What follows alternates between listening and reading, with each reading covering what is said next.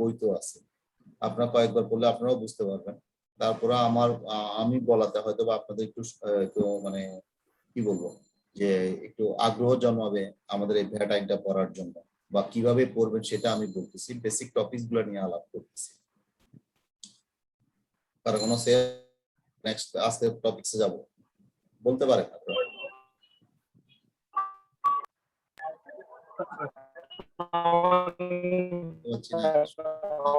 একটা কোশ্চেন ছিল। আসসালামু আলাইকুম স্যার, আমার একটা প্রশ্ন ছিল স্যার। হ্যাঁ, কে বলছেন? জি স্যার, আমি নাসিম। আচ্ছা আচ্ছা, আপনার মধ্যে যথেষ্ট সাউন্ড আসতেছে, তারপরে চেষ্টা করতেছি কোশ্চেনটা নেওয়ার। বলেন, আমি যদি শুনতে পাই বলেন। জি স্যার, মনে করেন আমি ইনপুট 100 টাকা দিয়ে একটা পণ্য আনলাম। ইনপুট করার পরে সে 15 টাকা ভ্যাট এবং 5 টাকা হলো আমার এসডি। আপনি বিক্রি করে আপনার ভ্যাটটা দেখা যাচ্ছে যে আপনি যেখানে ভ্যাট দেওয়ার কথা সেখানে ভ্যাট গভর্নমেন্টের কাছে ভ্যাট পাওনা হয়ে গেছে। আপনার কি কোশ্চেন এটা? জি স্যার, আমার মানে ভ্যাট আমি বেশি দিয়ে দিয়েছি, মানে 120 টাকা ধরলাম, ধরে দিলাম, কিন্তু আমি 120 টাকা বিক্রি করতে পারলাম না। আচ্ছা আচ্ছা আচ্ছা, ওকে। আমি যদি এটা সামগ্রিক অর্থে কোশ্চেনটা নিই, মনে করেন আপনি একটা সার্টেন পিরিয়ডে আপনি গভর্নমেন্টের কাছে আপনি ভ্যাট পাওনা হয়ে গেছেন, মানে আপনি সেল ভ্যাট, আউটপুট ভ্যাট মনে করেন আপনি কাস্টমারদের থেকে কালেক্ট করছেন 100 টাকা, বা মনে করেন 200 টাকা কালেক্ট করছেন গভর্নমেন্টকে দেওয়ার জন্য। আপনি যে প্রোডাক্টটা সেল করছেন সেটার এগেইনস্টে কাস্টমার থেকে আপনি 200 টাকা পাইছেন গভর্নমেন্টকে দেওয়ার জন্য। বাট ওই প্রোডাক্টটা প্রডিউস করার জন্য অথবা ওই প্রোডাক্টের যে র মেটেরিয়াল গুলো পারচেস করছেন সেগুলো পারচেস করার জন্য আপনি দেখা যাচ্ছে যে বেশি পরিমাণে ভ্যাট দিয়ে দিচ্ছেন। আপনি বেশি পরিমাণে ভ্যাট দিয়ে দিচ্ছেন, ইনপুট ট্যাক্স হয়ে গেছে 230 টাকা। আপনি যেখানে আউটপুট ভ্যাট কাস্টমার থেকে নিছেন 200 টাকা, বাট আপনি বিভিন্ন স্টেজে 230 টাকা দিয়ে আসছেন। তাহলে এখন কথা হচ্ছে যে এই যে 30 টাকাটা আপনি অ্যাক্সেস দিচ্ছেন, যেখানে গভর্নমেন্ট পাওনার কথা সেখানে আপনি গভর্নমেন্টের কাছে পাওনা, এটা কি আপনি রিবেট পাবেন কিনা? আচ্ছা, তাহলে আমি যদি একটা মানে এই সিম্পল কেসটা ধরি, বেসিক কথা হচ্ছে যে যে আপনি কখনো লসে বিক্রি করবেন না, নাম্বার ওয়ান। তো হয়তো বলতে পারেন যে স্যার হয়তো কম্পিটিশন মার্কেটের কারণে, আমার অনেক সময় বিজনেস স্ট্র্যাটেজির কারণে আমাকে ওই প্রোডাক্টটা লসে বিক্রি করতে হচ্ছে। আবার আপনি একটা জিনিস খেয়াল করেন, আপনি ওই প্রোডাক্টটা হয়তো লসে বিক্রি করতেছেন, আপনার অন্যান্য আপনার যে আনুষঙ্গিক অন্যান্য প্রোডাক্টও আছে, ধরে নিই আমি অন্যান্য আনুষঙ্গিক যে প্রোডাক্টগুলো সেল করতেছেন সেগুলোতে কিন্তু গভর্নমেন্ট আপনার থেকে পায়। তাহলে এই টোটাল দেনা এবং পাওনা নেটেড হয়ে আপনি ব্যালেন্সটা গভর্নমেন্টকে দিবেন। বেসিক কথা হচ্ছে যে যে আপনি সাধারণত গভর্নমেন্টের কাছে আপনি পাওনা হবে না, মানে আপনি লসে বিক্রি করবেন না, এটা হচ্ছে বিজনেস কনসেপ্ট। তারপরেও দেখা যাচ্ছে যে হ্যাঁ, সামগ্রিক অর্থে অনেক অর্থে আপনি গভর্নমেন্টের কাছে পাওনা হয়ে যাচ্ছেন ফর দিস পিরিয়ডে। হয়তো সামনের পিরিয়ডে আরো সেল যখন বাড়াবেন তখন গভর্নমেন্ট আপনার কাছে পাবে, সেই ক্ষেত্রে আপনি এটা ক্যারি ফরওয়ার্ড করতে পারবেন। এবং সেই ক্যারি ফরওয়ার্ডে কতগুলো নিয়ম আছে, ক্যারি ফরওয়ার্ডটা থাকবে আমার নেক্সট ক্লাসে, মানে আজকের ক্লাসের পরের ক্লাসে থাকবে ক্যারি ফরওয়ার্ড কারা করতে পারবে, কিভাবে করতে পারবে, কতদিন পর্যন্ত ক্যারি ফরওয়ার্ড করতে পারবে, এবং ক্যারি ফরওয়ার্ড করার পরে কখন একদম হওয়ার পর দেখা যাচ্ছে যে না, আপনি গভর্নমেন্টের কাছে পাওনা হয়ে যাচ্ছে, তখন সেটা আপনি ফেরত পাবেন। গভর্নমেন্ট সেক্ষেত্রে আপনাকে রিফান্ড দিবে, আপনাকে চেকের মাধ্যমে বা অ্যাকাউন্ট চেকের মাধ্যমে বা পে অর্ডারের মাধ্যমে আপনাকে ফেরত দিবে। আপনি যে পয়েন্টটা বলছেন সেটা একটা আসলে একটা টোটাল একটা বড় প্রশ্নের একটা ছোট একটা পার্ট বলছেন, তো আমি চেষ্টা করছি ছোট part as well as total একটা কনসেপ্টের রিপ্লাই দেওয়ার জন্য। ঠিক আছে ভাই? জি sir, thank you. Okay, any more question?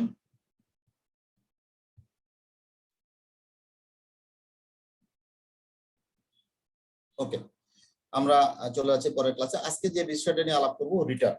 আমরা যে কোনো জিনিসেরই একটা মনে করেন আমরা সারা বছর পড়ালেখা করি, পড়ালেখা করার পরে আমরা পরীক্ষা দিই। পরীক্ষাতে কি লিখি? আমি সারা বছর যা পড়ালেখা করছি, কি করছি, সেই জিনিসটা কর্তৃপক্ষের কাছে এক্সপ্রেস করি। ঠিক রিটার্নটা অনেকটা এরকম, আপনি সারা মাসে আপনি কি কার্যক্রম বিজনেসে আপনার অর্থনৈতিক ইকোনমিক্যাল অ্যাক্টিভিটি কোনগুলো আপনি যে রান করছেন সেগুলোর ভ্যাট রিলেটেড ইনফরমেশন গুলো যে স্টেটমেন্টের মাধ্যমে বা যে ফরম্যাটে বা যে কাগজের মাধ্যমে আপনি জমা দেন, this is call the return. That means আপনি সারা বছরের বিজনেস কার্যক্রমের হিসাব গভর্নমেন্টের কাছে জমা দিতে হয়। এই জমা দেওয়াটাকে বলা হয় রিটার্ন। যেটা আমরা বলি সবসময় রিটার্ন সাবমিট করা। ঠিক ইনকাম ট্যাক্সের ক্ষেত্রে আমরা বছরে একবার রিটার্ন সাবমিট করি, জুলাই টু জুন শেষ হওয়ার পরে 30 নভেম্বরের ভিতরে ট্যাক্সের ভিতরে আমরা সেটা রিটার্নটা সাবমিট করি। আর ভ্যাট আইনে হচ্ছে যে আমার ট্যাক্স পিরিয়ড হচ্ছে যে ওয়ান মান্থ 1 তারিখ থেকে 30 তারিখ বা 31 তারিখ, এবং সেই 30 তারিখ বা 31 তারিখ শেষ হওয়ার পরে পরবর্তী মাসের 15 তারিখের মধ্যে আমাদের ওই রেসপেক্টিভ মাসের আপনার ইনপুট কত, আউটপুট কত, বিক্রয় কত, ক্রয় কত, ইনপুট ট্যাক্স কত, আউটপুট ট্যাক্স কত, ডিক্রিজিং অ্যাডজাস্টমেন্ট কি, ইনক্রিজিং অ্যাডজাস্টমেন্ট কত, যাবতীয় জিনিসগুলো আপনাকে ইনফরমেশন তথ্যগুলো আপনাকে একটা স্পেসিফিক ফরম্যাটে গভর্নমেন্টের কাছে জমা দিতে হবে। হ্যাঁ, এবং গভর্নমেন্টের কাছে জমা দেওয়ার সময় ওই রিটার্নটা সাবমিট করার সময় যদি গভর্নমেন্ট যেটা আপনার কাছে টাকা পাওনা থাকে সে পাওনার চেকটাও বা সেই টাকাটাও জমা দিয়ে দিতে হয়। এই রিটার্নের মাধ্যমে সরকার আপনাকে বুঝতে পারে যে আমার যে রেজিস্টার্ড পার্সনটা সে সারা বছরে কি কি কার্যক্রম কন্ডাক্ট করছে এবং সে আমাকে কত টাকা ভ্যাট দিছে, এই রিটার্নের মাধ্যমে গভর্নমেন্ট জানতে পারে। পরবর্তীতে ঠিক আপনার পরীক্ষা দিয়ে আসার পরে যেমন পরীক্ষার খাতাটা যেমন অ্যাসেসমেন্ট করা হয়, এক্সামিনে যেমন চেক করা হয়, ঠিক আপনি রিটার্ন সাবমিট করার পরে পরবর্তীতে রেসপেক্টিভ অথরিটি আপনার রিটার্নটা পরীক্ষা নিরীক্ষা করে এবং পরীক্ষা করে দেখে যে ওখানে যা ইনফরমেশন দিয়েছে সেগুলো ঠিক আছে কিনা, পরবর্তীতে আপনাকে একটা অ্যাসেসমেন্ট অর্ডার আপনাকে প্লেস করে। সো দিস ইজ, এই জিনিসটা হচ্ছে যে সংক্ষেপে রিটার্ন। আচ্ছা, আমরা আসি প্রথমে আমরা যে ভ্যাট রিটার্নটা করব, আমরা ভ্যাট রিটার্নটা জিনিসটা কি আমরা মোটামুটি, এবং এই রিটার্ন সম্বন্ধে আমাদের মোস্ট অফ দা জিনিস আছে, মোস্ট অফ দা বলা আছে আমাদের যে সেকশন 64 এবং রুল 47 আমাদের এই রিটার্ন সম্বন্ধে টোটাল ডেসক্রিপশন বলা আছে। আচ্ছা, তো যদি আমি ল্যাঙ্গুয়েজ গুলো করি, every registered and enlisted person shall file the return for each tax period with a period not exceeding the 15 days of the such tax period expire. That means প্রত্যেকটা registered পারসনকে অবশ্যই, আমরা একটা জিনিস ইংলিশের ক্ষেত্রে একটা কয়েকটা দেখবেন, আইনের ক্ষেত্রে কয়েকটা ওয়ার্ড আমরা খেয়াল করি, যেন শ্যাল মানে অবশ্যই আপনাকে দিতে হবে, এখানে বলা নাই মে। আপনারা যখন ইনকাম ট্যাক্স আইন অথবা ভ্যাট আইন করবেন দেখবেন যে শ্যাল এবং মে এই দুইটা কোন জায়গাতে আছে, যেখানে শ্যাল থাকবে সেটা অবশ্যই আপনাকে করতে হবে, মেটা করতেও পারেন না করতে পারেন, এই ধরনের মেসেজ আমরা বুঝে থাকি। তো every registered and enlisted person shall file the return for each tax period within a period of not exceeding the 15 days. That means আপনি প্রত্যেকটা ট্যাক্স পিরিয়ডের ইনফরমেশন গুলো পরবর্তী মাসের 15 তারিখের মধ্যে, 15 তারিখের অধিক না, 15 ডেজ এর মধ্যে, 15 দিনের মধ্যে আপনাকে রিটার্নটা সাবমিট করতে হবে। আচ্ছা, the registered person shall submit VAT return in Moshuk 9.1 form. আপনি যে রিটার্নটা সাবমিট করবেন, রিটার্নে একটা স্পেসিফিক ফরম্যাট আছে, আপনি যে কোনো কাগজে, যে কোনো সাদা কাগজে লিখে যে কোনো ভাবে দিলে আপনার মতো করে ফরম্যাট তৈরি করে সেল পারচেজ দেখাই করলে আপনাকে সেটা হবে না। গভর্নমেন্টের আমাদের ভ্যাট আইনে একটা স্পেসিফিক ফর্ম আছে, এই ফর্মের মধ্যে কোথায় কোন ইনফরমেশনটা প্রোভাইড করতে হবে, সে ঠিক সেই মতো সেই ইনফরমেশনটা প্রোভাইড করে সেই ফর্মে ফিল আপ করে আপনাকে রিটার্নটা সাবমিট করতে হবে। ফ্রম এনলিস্টেড পারসন, রেজিস্টার্ড পারসনরা সাধারণত মোশক 9.1 ইউজ করে, আর যারা এনলিস্টেড পারসন, আমরা জানি এনলিস্টেড পারসন কারা, যারা টার্নওভার ট্যাক্সের আন্ডারে, তারা হচ্ছে যে এনলিস্টেড পারসন। এই এনলিস্টেড পারসনরা যখন রিটার্ন সাবমিট করবে সে ইউজ করবে 9.2, আর যারা রেজিস্টার্ড পারসন তারা রিটার্ন সাবমিশনের জন্য ফর্ম ইউজ করবে মোশক 9.1। তো এই হচ্ছে যে আমাদের রিটার্ন কি এবং রিটার্নটা কিভাবে কোন ফর্মে জমা দিতে হয়, এই হচ্ছে যে আমাদের মেসেজ। এই ধরনের আমরা ভেরিফাইড যে আসলে রিটার্নে কে সাইন করবে, কে ভেরিফাই করবে। আমার যদি খুব বেশি মিস না করে থাকি, আমাদের সেকশন 75 এ ইনকাম ট্যাক্স অর্ডিন্যান্সের সেকশন 75 ও কিন্তু রিটার্ন কে ভেরিফাই করবে, কে সাইন করবে সেখানে বলা আছে। ইনকাম ট্যাক্স রিটার্নটা ঠিক ভ্যাট আইনেও রুল 47 এ বলে দেওয়া আছে যে কারা কারা আপনার যে রিটার্নটা সাবমিট করতেছে, একটা কোম্পানির রিটার্নটা সাবমিট করতেছে কে সাইন করবে। একটা কোম্পানিতে মধ্যে অনেক মানুষ থাকে, অনেক ডিপার্টমেন্ট থাকে, কোন ডিপার্টমেন্ট বা কারা করতে পারবে। তারপর দেখা যাচ্ছে যে আপনার অন্যান্য রেসিডেন্ট নন রেসিডেন্ট সেক্ষেত্রে কে সাইন করতে পারবে, অন্যান্য মধ্যে সে দেশে থাকে না, তাহলে এই ভ্যাট তার পক্ষে যে ভ্যাটের রিটার্নটা সাবমিট করবে সেই রিটার্নটা কে সাইন করবে, কে ভেরিফাই করবে। তো এই ক্ষেত্রে আমাদের স্পেসিফিক রুলের মধ্যে স্পেসিফিক করে বলা আছে accept the submission through online, খেয়াল করেন accept submission through the online, অনলাইনের বাইরে, অনলাইন তো যেটা সেই করে it shall be signed and verified by the following person. Okay, registered and enlisted person, যে যার নামে রেজিস্ট্রেশন নেওয়া, যার নামে রেজিস্টার্ড হওয়া সেই ওই ব্যক্তি। if the said person not present in Bangladesh, যদি ওই ব্যক্তি দেশে আমাদের দেশের মধ্যে অবস্থান না করে or for some other reason, অন্য যে কোনো কারণে সে is not possible to him to sign the return, অন্য যে কোনো কারণে যদি সে রিটার্নটা সাইন করতে না পারে, বা authorize person power of attorney, সে যাকে পাওয়ার অফ অ্যাটর্নি দিবে দিয়ে অথরাইজ পারসন হিসেবে ডিক্লেয়ার করবে, সেই অথরাইজ পারসন আপনার পক্ষ হয়ে ওই ব্যক্তির পক্ষ হয়ে রিটার্নটা সাইন করতে পারবে। VAT consultant who has been properly authority by the registered and listed person, আমরা এখন সাধারণত অনেক জায়গায় আমাদের ভ্যাট কনসালটেন্ট নিয়োগ করে, যদি ভ্যাট কনসালটেন্ট নিয়োগ করা হয়, ওই ভ্যাট কনসালটেন্টকে যদি পাওয়ার অফ অ্যাটর্নি দেওয়া হয় বা এনলিস্টেড পারসন হিসেবে অথরাইজ করা হয়, সেই ভ্যাট কনসালটেন্টও রেসপেক্টিভ কোম্পানিটার ভ্যাট রিটার্নটা সিগনেচার অথবা সিগনেচার করতে হবে। In case of non resident person by the agent, non resident পারসনদের ক্ষেত্রে এজেন্ট নিয়োগ করা যায়। এজেন্ট নিয়োগ কিভাবে করা যায়, এজেন্ট হওয়ার যোগ্যতা কি, সেটা আমরা যে কোনো পরে একটা ক্লাসে আমরা করব। সেই এজেন্ট আপনার পক্ষ হয়ে, নন রেসিডেন্টের পক্ষ হয়ে রিটার্নটা সাবমিশন, সাইন এবং ভেরিফাই করতে পারে। এরপর দেখা যাচ্ছে যে প্লেস অফ ফাইলিং রিটার্ন, আপনি রিটার্নটা কোথায় সাবমিট করবেন। মনে করেন যে বাংলাদেশে তো অনেক সেগুনবাগিচা ছাড়াও সারা বাংলাদেশে অনেক ভ্যাট অফিস আছে, অনেক ভ্যাট অফিসে বিভিন্ন ধরনের অফিসে, তাহলে কোথায় আপনি সাবমিট করবেন আপনার রিটার্নটা, সেক্ষেত্রে বলা আছে at any place within the purpose of submitting the commissioner to VAT online system to the NBR online, যদি অনলাইনে করেন তাহলে আমাদের রেসপেক্টিভ এনবিআর যে অনলাইন টুলসটা আছে, পোর্টালটা আছে, সেই অনলাইনে আপনি লগ ইন করে সেখানে আপনি রিটার্নটা সাবমিট করতে পারবেন। Any convenient customs exercise and VAT commissioner or divisional office, যদি কোনো আপনার সুবিধা মতো কোনো duty excise duty VAT commissioner অফিসে অথবা ডিভিশনাল অফিসে গিয়ে আপনি সেই ভ্যাট রিটার্নটা সাবমিট করতে পারবেন। Any service centre design by the NBR commission, হ্যাঁ, যদি গভর্নমেন্ট এনবিআর কোনো সার্ভিস সেন্টার হিসেবে একটা প্লেস করে, অনেক সময় তারা মেলা, যেমন এটা ট্যাক্সের ক্ষেত্রে করে থাকে সাধারণত, ভ্যাটের ক্ষেত্রে এই ধরনের হয় না, তারপরেও যদি এনবিআর যদি একটা স্পেসিফিক জোনের ভ্যাট রিটার্ন সাবমিট করার জন্য কোনো সার্ভিস সেন্টার ওপেন করে থাকে, সেই সার্ভিস সেন্টারও আপনি রিটার্নটা সাবমিট করতে পারবেন। আর অন্য ফেয়ার কন্ডাক্টেড প্লেসে আপনি করতে পারবেন। সোজা কথা, আরো যে জিনিসটা any other place design by the NBR, আমরা সাধারণত করি কি, যারা সেন্ট্রাল রেজিস্ট্রেশন হয়, সেন্ট্রাল রেজিস্ট্রেশনটা যে অ্যাড্রেসের আন্ডারে করা হয়ে থাকে, সেই অ্যাড্রেসের পাশাপাশি যে ভ্যাট অফিসটা থাকে সেখানে আমরা সেন্ট্রাল রেজিস্ট্রেশনের মাধ্যমে করে থাকি। আবার আরো একটা জায়গা আছে, অনেক সময় ভ্যাট অথরিটি গুলা ইনকাম ট্যাক্সের মতো আমরা ভ্যাটও বড় বড় অর্গানাইজেশন গুলো এলটিইউ এর আন্ডারে রাখি, সেই এলটিইউ এর আন্ডারে থাকলে এলটিইউ অফিসে আপনি দিতে হবে।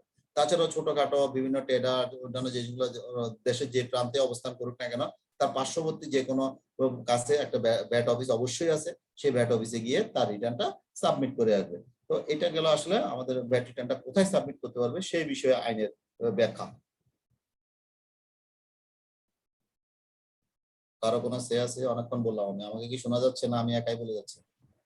শুনতে পাচ্ছি ভ্যাট রিটার্ন যে বিভিন্ন যে জোন আছে, যে কর অঞ্চলগুলি যে দেওয়া থাকে, যেমন গুলশানের যেগুলি আছে প্রতিষ্ঠান, তারা মহাখালীর এখানে দেয়।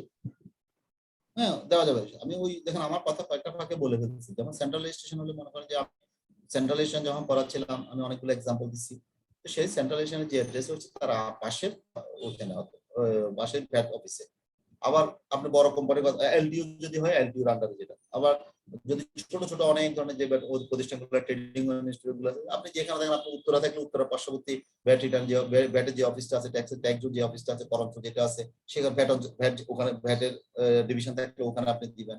আপনি যদি মহাখালী দেখেন মহাখালীর পাশে যেটা আছে সেটাতে দিবেন। তো এবং আপনি যখন রেজিস্ট্রেশনটা নেবেন, আপনি যখন রেজিস্ট্রেশন বা এনলিস্টেড করবেন, তখনই আপনি বুঝতে পারবেন যে আসলে আপনাকে কোথায় রিটার্নটা সাবমিট করতে হবে। Thank you sir. Okay, welcome. Then আমরা আসি, এই যে রিটার্নটা আপনি করলেন, আপনাকে বলা হলো কি আপনার এক মাসের অর্থনৈতিক কার্যক্রমগুলো পরবর্তী মাসের 1 থেকে 31 তারিখ অথবা 30 তারিখের অর্থনৈতিক কার্যক্রমগুলো পরবর্তী মাসের 15 তারিখের মধ্যে, 15 দিন মানে 15 তারিখের মধ্যে আপনাকে সাবমিট করতে বলা হয়েছে। এখন আপনি করতে পারলেন না বা করতে পারতেছেন না, তাহলে সেই ক্ষেত্রে আপনি কি করতে হবে, কি বলা আছে? হ্যাঁ, এখানে আমাদের রুল এবং সেকশন 64 এ বলা আছে যে the commissioner may the application made within the such time on such time and such manner as may be prescribed, মানে এখানে মূল কথাটা হচ্ছে যে আমাদের কমিশনার তো বলে দিচ্ছে, কমিশন আইনে তো বলা আছে, কমিশনার ইচ্ছা করলে আপনার যে টাইমটাতে রিটার্ন সাবমিট করার কথা, যে কোনো কারণে হোক, হয়তো বা মনে করেন আপনার কোনো যেমন এই যে আমাদের যে করোনা, আমাদের যে এই যে পিরিয়ডটার সময় যে আমাদের যে করোনা গেল গত দুইটা বছর, তখন কিন্তু গভর্নমেন্ট কিন্তু অনেক ধরনের অনেক ফ্লেক্সি দিচ্ছে। যে বিশেষ করে আমার এখনো মনে আছে, আমরা যখন মার্চের 26 তারিখ, আমার যদি ভুল না করে 16 তারিখ, মার্চের 16, 2020 সালের, হ্যাঁ 16 তারিখে গভর্নমেন্ট থেকে সার্কুলার আসলো যে আমাদের পুরো দেশ লকডাউনে যাবে। লকডাউনে যাবে। এবং সে কত তারপরে তো অল্প অল্প করে এলাম 26 তারিখ থেকে বলা হলো কি যে পরবর্তী আগস্টের মনে এপ্রিল মাসের মনে 5 কি 6 তারিখে ডিক্লেয়ার দিয়ে এক সপ্তাহের জন্য আমরা লকডাউনে গেলাম। তাহলে দেখেন আমরা ওই যে মার্চ মাসে 2000 সালে তখন আমরা চিন্তা করি আমাদের তাহলে এই রিটার্নটা আমরা তো আমাকে এপ্রিল মাসে 15 তারিখের মধ্যে সাবমিট করতে হবে। তখন কিন্তু অটোমেটিক ভাবেই ক্লায়েন্টরা বল মানে আমরা বলার আগেই কিন্তু গভর্নমেন্ট সার্কুলার দিয়ে দিচ্ছে যে এটা এত তারিখের মধ্যে দিতে হবে। এটা তো গভর্নমেন্ট বললো বিভিন্ন প্যান্ডামিকের কারণে। আবার এমন হতে পারে যেমন মনে করেন গভর্নমেন্ট আরো অনেক সময় কিন্তু অনেক কিছু, যেমন এখন অনেক জায়গায় বন্যা হয় বা অনেক ধরনের ডিজাস্টার হয়, সেই ডিজাস্টার সময় গভর্নমেন্ট রেসপেক্টিভ জনকে বলতে পারে যে এর জন্য তোমরা তোমাদের যে 15 তারিখে দেওয়ার কথা ছিল তোমাদের জন্য 7 দিন বা 10 দিন বা 15 দিন এক্সটেনশন করা হলো।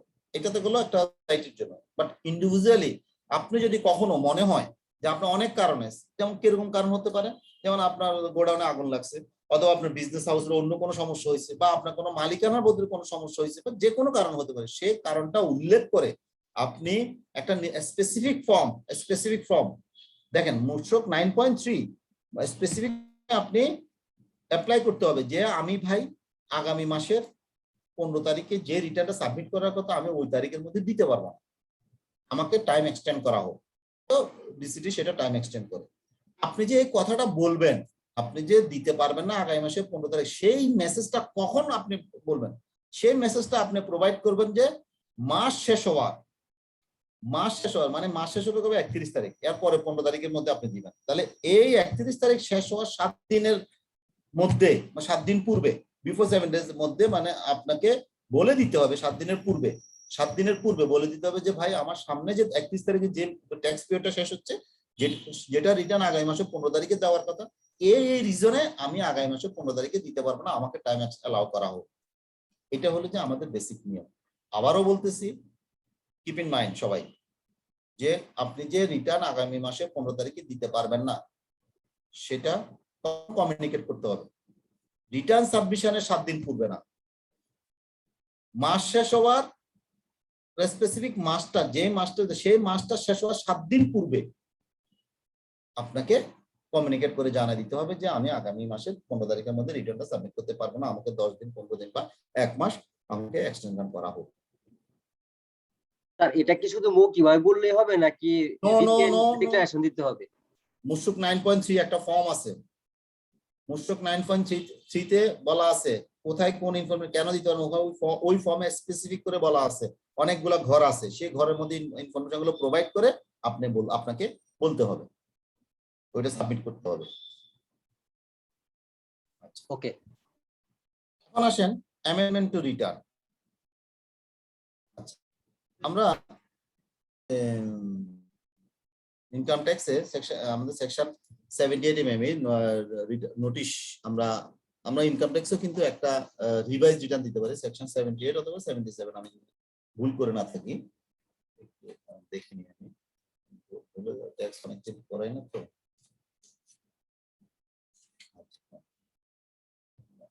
রিভাইজ রিটার্নটা হচ্ছে বেসিক্যালি 78, আমার ঠিক আছে।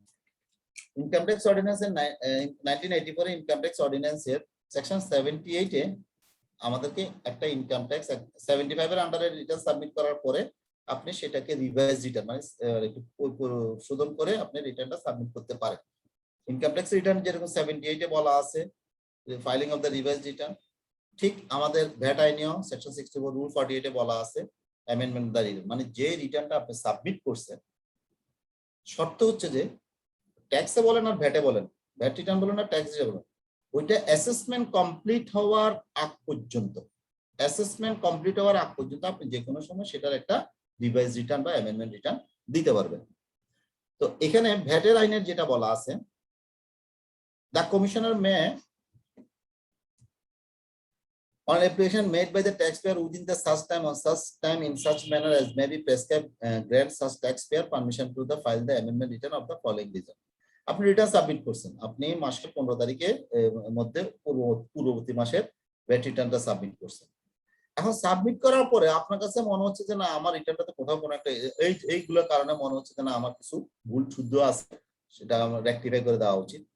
আপনি দেখলেন যে সেই রিটার্নটা এখন অ্যাসেসমেন্ট কমপ্লিট হয়নি, তখন আপনি কমিশনারকে বলতে পারেন যে ভাই আমি রিটার্ন সাবমিট করছিলাম, বাট আমার রিটার্নে কিছু ভুলের কারণে আমি আরেকটা অ্যামেন্ডমেন্ট রিটার্ন দিতে আছি। তখন কমিশনার খেয়াল করেন শ্যাল না, কমিশনার হ্যাঁ কমিশনার যদি মনে করে তখন আপনাকে পারমিশনটা দিতে পারে। তাহলে এই যে অ্যামেন্ডেড রিটার্নটা যে দিবেন, কোন কোন ক্ষেত্রে দিবেন? If there is any clerical error, আপনি কোনো ক্লারিক্যাল এরর হয়ে থাকে যে রিটার্নটা সাবমিট করছেন, সেই রিটার্ন যদি কোনো ক্লারিক্যাল এরর হয়ে থাকে সেটা শুদ্ধ করার জন্য আপনি শুদ্ধ করে আপনি অ্যামেন্ডমেন্ট রিটার্ন সাবমিট করতে পারেন। If the amount of tax paid is less because some error in calculation, দেখা যাচ্ছে যে আপনার কোনো এরর ক্যালকুলেশনের জন্য গভর্নমেন্ট থেকে আপনি ভ্যাট কম দিচ্ছেন, গভর্নমেন্ট ভ্যাট কম পাইছে, বাস্তবে আরো বেশি পাওয়ার কথা। এই ক্ষেত্রে আপনি আবার ক্যালকুলেট করে অ্যামেন্ডমেন্ট রিটার্ন সাবমিট করতে পারেন এবং ভ্যাটটা জমা দিতে পারেন। If the amount tax paid is more because some error, আবার দেখা যাচ্ছে যে অনেক ক্যালকুলেশনের কারণে বা ভুল এররের কারণে, সোজা কথা ক্লারিক্যাল, তিনটাই কিন্তু এররের কারণে, কোনটা ক্লারিক্যাল এরর, কোনটা কারণে আপনি বেশি ট্যাক্স দিয়ে দিচ্ছেন, বেশি ভ্যাট দিয়ে দিচ্ছেন, সেই ক্ষেত্রে আপনি করতে পারবেন। If any other types of error are committed expecting the forgiveness, অন্য যে কোনো কারণে মনে হচ্ছে যে না কোনো জিনিস ভুল যাচ্ছে বা শুদ্ধ হচ্ছে না, সেই সকল কারণে আপনি রিটার্ন সাবমিট করার পরও অ্যাসেসমেন্ট কমপ্লিট হওয়ার আগে আপনি একটা অ্যামেন্ডেড রিটার্ন সাবমিট করতে পারবেন। আমাদের এতটুকু বুঝা গেছে? স্যার একটা কোশ্চেন ছিল স্যার। প্লিজ স্যার যদি আমি ভুল পাই বা মানে আমার কোনো প্রবলেমের কারণে আমি যদি অ্যামেন্ডমেন্ট করতে চাই, সেই ক্ষেত্রে আমি ডিসিটি কে কিভাবে জানাবো স্যার? ডিসিটি কিভাবে জানাবেন? যদি আপনি ডিসিটির কাছে যে স্পেসিফিক ফর্ম যদি না থাকে, আপনি জাস্ট একটা বলবেন ডিসিটির সাথে, যেমন আমরা করি মানে একদম প্র্যাকটিক্যালি আমরা করি কি যে অনেক সময় হয় না রিটার্ন ভুল দিতে পারে, তো আমরা আমাদের যে রেসপেক্টিভ ম্যানেজার যে সে ডিসিটি কে বলে যে ভাই আমি যে রিটার্নটা সাবমিট করছি সেই রিটার্নটা আমি একটু অ্যামেন্ডেড করতে যাচ্ছি, তো ওনারা খুব নরমালি বলে দেয় যে ঠিক আছে আপনি একটা অ্যাপ্লিকেশন করেন, একটা অ্যাপ্লিকেশন করে ওই ডিসিটি বরাবর একটা অ্যাপ্লিকেশন করে এই রিজনে আমি এই রিটার্নটা সাবমিট করছিলাম, আমার এই ভুল গেছে, আমি নতুন একটা অ্যামেন্ডেড রিটার্ন দিচ্ছি, এই অ্যাটাচ উইথ দ্য অ্যামেন্ড। এই তো ভেরি সিম্পল। ক্লিয়ার? জি স্যার ক্লিয়ার, থ্যাংক ইউ। আগে যেটা দিয়েছিলাম সেটা কি ওনার কাছেই থাকবে নাকি ওটা আমাকে ফেরত দেবে? এখন অ্যামেন্ডমেন্ট এটা যেটা দিতেছি, আপনি একটা ভালো কথা বলছেন, তাহলে আমি আগে যেটা দিই সেটা কি হবে? সাধারণত একবার ডকুমেন্ট যখন একটা সাবমিট হয়ে যায় এটা তো ওদের রেকর্ডে থেকে যায়, ওরা একটা আপনি যখন যেদিন সাবমিট করতে আপনাকে একটা অ্যাকনোলেজমেন্ট স্লিপ দিছে না? জি দিছে তো? জি স্যার। তাহলে ওইটা আপনাকে ফেরত দিবে না। ঠিক আছে। Any more question? এক্ষেত্রে স্যার কতদিনের মধ্যে এই অ্যামেন্ডমেন্টটা দিতে হবে এরকম কোনো ডেডলাইন আছে? হ্যাঁ, আমি বলার সময় একটা কথা বলছি, ফর অ্যাসেসমেন্ট মানে আপনি রিটার্ন সাবমিট কথার কথা মনে, হ্যাঁ রিটার্ন হয়ে গেছে মানে পরীক্ষা নিরীক্ষা হয়ে ফাইনাল হয়ে গেছে, এটা আপনার অর্ডার হয়ে গেছে, তাহলে আপনি রিটার্ন অ্যামেন্ডমেন্ট এটা দিতে পারবেন। যতক্ষণ পর্যন্ত আপনি যে রিটার্নটা সাবমিট করছেন সেটা পরীক্ষা নিরীক্ষা হয় নাই তার আগ পর্যন্ত আপনি অ্যামেন্ডমেন্ট রিটার্ন দিতে পারবেন। এবং এমনও হয় কি জানেন, এমনও হয় যখন মনে করেন যে সেভার রিটার্ন সাবমিট করছেন, রিটার্ন সাবমিট যেটা এখন যখন এটা পরীক্ষা নিরীক্ষা করতে গেছে আপনি হয়তো খেয়াল করেন নাই, ভ্যাট কর্তৃপক্ষ বলতেছে ভাই আপনার রিটার্নটা অ্যাসেসমেন্ট করতে গিয়ে দেখতেছি যে আপনি এখানে ক্লারিক্যাল ভুল যোগ্য ভুল আছে, আপনি আসেন দেখা করেন বা একটা ঠিকঠাক করে দেন, তখন আপনি কি ওই অ্যাসেসমেন্ট চলা অবস্থায় কিন্তু আপনি অ্যামেন্ডমেন্ট রিটার্ন দিয়ে দিতে পারেন। জি স্যার, থ্যাংক ইউ। আর কারো কোশ্চেন? স্যার আগের স্লাইডে বলা ছিল যে এটা ইসমান জি বলেন যে আমি রিটার্ন সাবমিট করার মাস শেষ হওয়ার 7 দিন আগে জানাতে হবে যদি আমার কোনো প্রবলেম হয়ে থাকে কোম্পানি। তো যদি স্যার প্রবলেমটা মাস শেষ হওয়ার পর রিটার্ন সাবমিট করার আগে এরকম কোনো প্রবলেম হয়ে থাকে সেক্ষেত্রে? হ্যাঁ, আমি যদি বুঝে থাকি, আমি যদি আপনার কোশ্চেনটা বুঝতে থাকি, ভেরি লজিক কোশ্চেন আপনারটা। আমি যেটা বলতেছি এখন কোন মাস চলতেছে? এখন চলতেছে কোন মাস? এখন চলে সেপ্টেম্বর। সেপ্টেম্বর মাসে আজকে হচ্ছে যে আমার কয় তারিখ? 13 তারিখ। 13 তারিখ। কালকে আমাকে আমার কোম্পানি বা কালকে বা পরশু আমরা রিটার্ন সাবমিট করবো। জি স্যার। এখন দেখা যাচ্ছে আজকে কোনো কারণে আমার ফ্যাক্টরিতে একটা সমস্যা বা আমার যে আজকে যে রিটার্নটা সাবমিট করব কোন একটা যে কোনো হইতে পারে, যে কোনো জি সমস্যা। Sir, exactly. সেটা আমি এখন কিন্তু আমার তো 15 তারিখে এটা আমার জানানোর কথা কবে? এটা জানানোর কথা আগস্ট মাসের 23 তারিখের আগে, ঠিক কিনা? জি স্যার। জি স্যার। আপনার কথাটা লজিক। এটা এই সম্বন্ধে আইনে আমি এখনো কিছু পাই নাই। এটা হচ্ছে যে প্র্যাকটিক্যালি রেফারেন্স, আপনি ডিসির কাছে ই করেন, তখন ওই মুহূর্তে যান, হ্যাঁ, যে এটা আমি তো আসলে ঘটনাটা ঘটছে আমার, এখন মনে হচ্ছে যে আমি রিটার্নটা সাবমিট করতে পারবো না, আমাকে অ্যালাউ করবে। এই সম্পর্কে তো স্যার এই বিষয়ে বা কোনো রুলস? এই বিষয়ে আমি আইনের রেফারেন্স আপনাকে দিতে পারছি না। আচ্ছা আচ্ছা, জি sir, thank you. Welcome. Any more question? একটা জিনিস ভালো লাগতেছে, আপনার খুব ট্রিকি জায়গাগুলা, যেটা যে জায়গাটা আসলে কোয়েশ্চেন করার কথা সেখানে করতেছে। ওকে, আমরা চলে যাই। একটা কোশ্চেন ছিল স্যার। বলেন না ভাই। স্যার যদি আমরা অনলাইনে স্যার যদি আমরা রিটার্ন সাবমিট করি, সাবমিট করার পরে স্যার আমার একটা এরর ধরা পড়লো, তখন স্যার আমি কি করবো স্যার? রেক্টিফিকেশনটা কি মানে করবো? ওখানে রিভাইজ রিটার্ন দেওয়ার বাটন আছে। জি স্যার, বুঝতে পারছি। Thank you sir. Welcome. Any more question?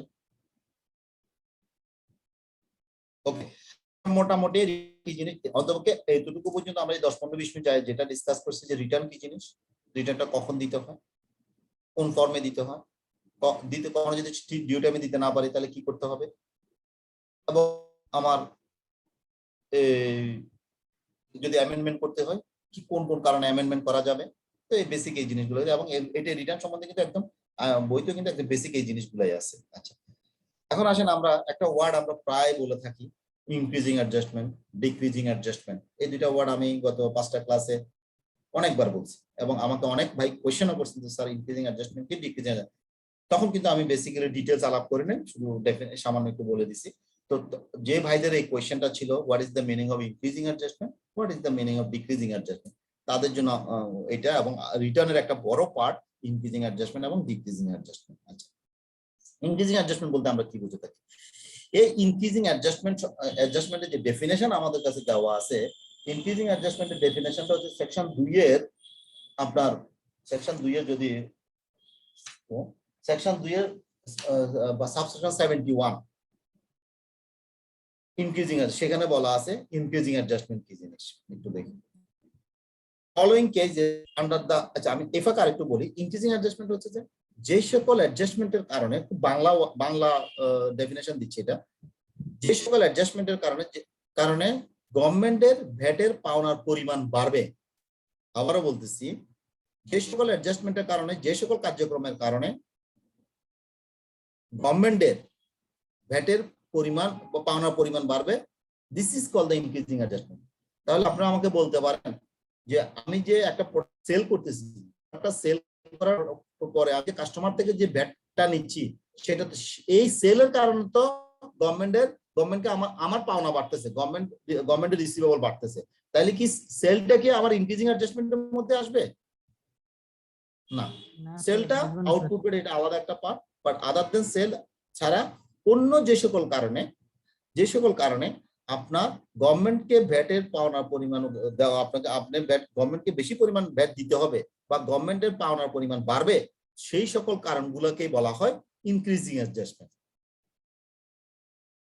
Under the certain limit and condition in the specific time frame, taxpayer can give the increasing adjustment. সেগুলো কি ধরনের? প্রথমটা হচ্ছে যে এটা withholding tax deducted from the supplier payment। এখানে একটা কথা বলে রাখি, এই জিনিসটা রাখছি একটা কারণে, আপনাদের কাছে খেয়াল থাকার জন্য শুধুমাত্র।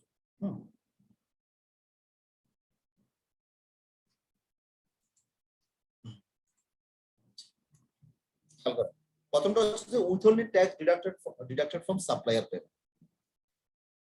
আমরা যখন উইথহোল্ডিং করছি, টিডিএস করছি, ভিডিএস করছি, তখন আমরা বলছিলাম যে আপনি যখন আপনাকে যারা প্রোডাক্ট বা সার্ভিস সাপ্লাই দেয় তাদের পেমেন্টটা করার সময় ওখান থেকে আমাদের একটা সার্টেন পোরশন আইন অনুযায়ী ডিডাক্ট করে রেখে, ভ্যাট বাবদ ডিডাক্ট করে বাকি টাকা তাকে দেওয়া হয়, ওই ডিডাক্টেড টাকা গভর্নমেন্টের জন্য।